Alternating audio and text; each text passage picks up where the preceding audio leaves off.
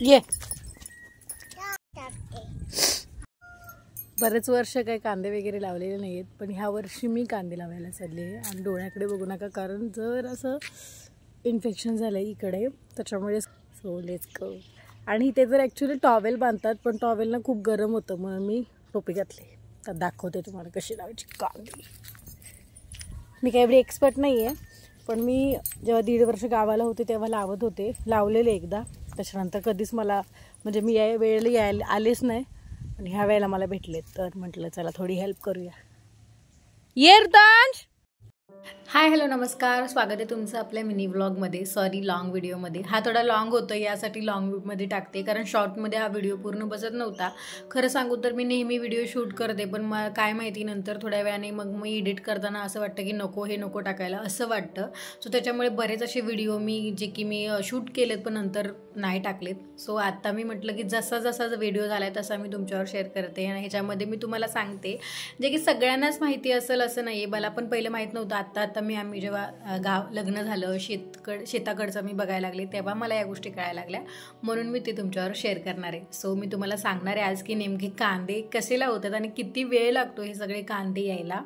खरं तर हे जे रोप आईंच्या तुम्ही हातात बघताय ना, ते आधी आपल्याला उगवायला लागतं. त्यासाठी 2 महिन्याचा कालावधी लागतो. जे की कलोंजी असते ना, ती आमच्याकडे वफे असं म्हणतात, वफे वगैरे असं काहीतरी वर्ड आहे, सॉरी, पण मला तो व्यवस्थित उच्चारता येत नाही. सो त्याच्यामध्ये आपल्याला हे कलोंजी टाकून 2 महिने लागतात, त्याला पाणी पाजावं लागतं. सो 2 महिन्यामध्ये हे जे की रोप आहे ना ते येतं कांद्याचं, आणि त्याचं एक रोप असं आपल्याला त्या खड्ड्यांमध्ये टाकावं लागतं. तर यासाठी कांदे लावण्यासाठी अशा प्रकारे हा बेड, म्हणजे दिसतोय ना त्रिकोणी लाईन, त्याला असं बेड म्हणतात. सो तो बेड करावा लागतो, त्याला ठिबक सिंचन लावावं लागतं असं ज्या पाईपने.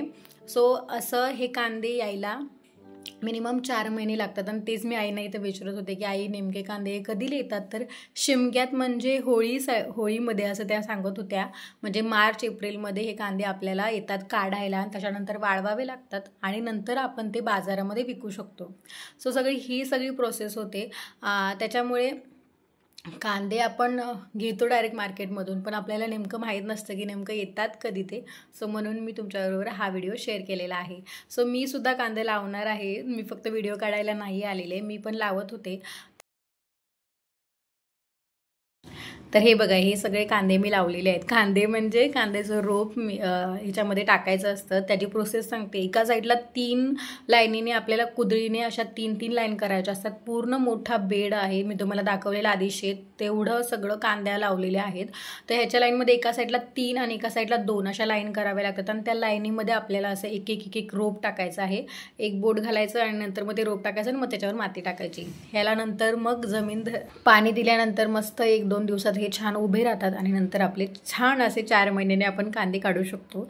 सो ह्याच्यामध्ये मेहनत पण आहे, पाणी वगैरे वेळेवर द्यायला लागतं, ही सगळ्या बऱ्याच गोष्टी आहेत.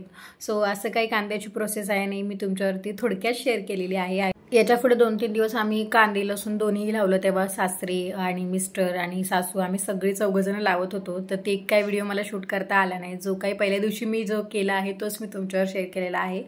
मला असं वाटतं सगळ्या गोष्टी आपल्याला थोड्या का व्हायना यायलाच पाहिजे, जेणेकरून कधीतरी आपल्याला त्याचा उपयोग नक्की होईल.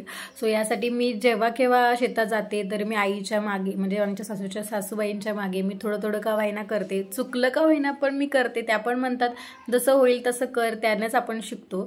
सो असं काही आमचं चाललेलं आहे. तुम्हाला व्हिडिओ कसा वाटला नक्की कमेंट बॉक्समध्ये सांगा. आता पुरतं बाय बाय.